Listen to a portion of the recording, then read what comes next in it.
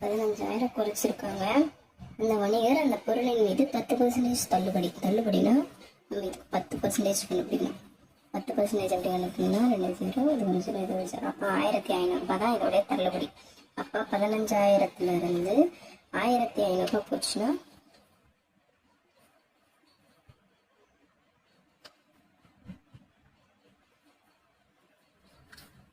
13,500.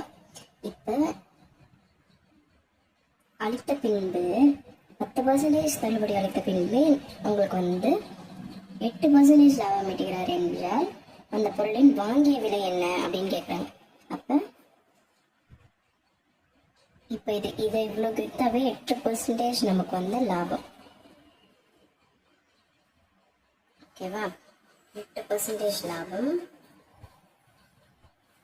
அப்போ நமக்கு மொத்தமாக இருக்கிற விலை 100% தான் ஃபுல் அமௌண்ட்டு. ஓகேவா? அதை தான் நம்ம கண்டுபிடிக்கணும்.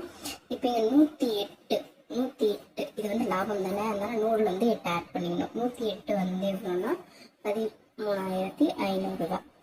அப்போ காஸ்ட் அதிகமாச்சுன்னா பர்சன்டேஜ் அதிகமாகும். இது பர்சன்ட். ஓகேவா? இப்போ இது ரெண்டு பக்கமும்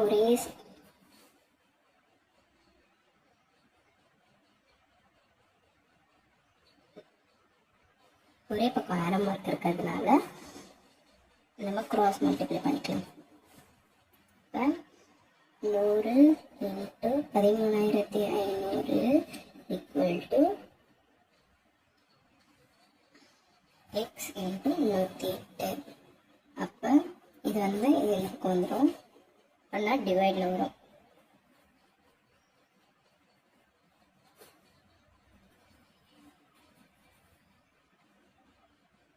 இதை கேன்சல் பண்ணோம்னா 4 டேபிள்ஸ் அடிக்கலாம். 4 2s are 8 மீதி 2 இருக்கும். 4 7s are 28.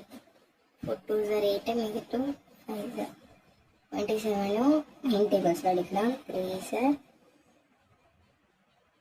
9 1s are 9 மீதி 4 இருக்கும். 5s are 0.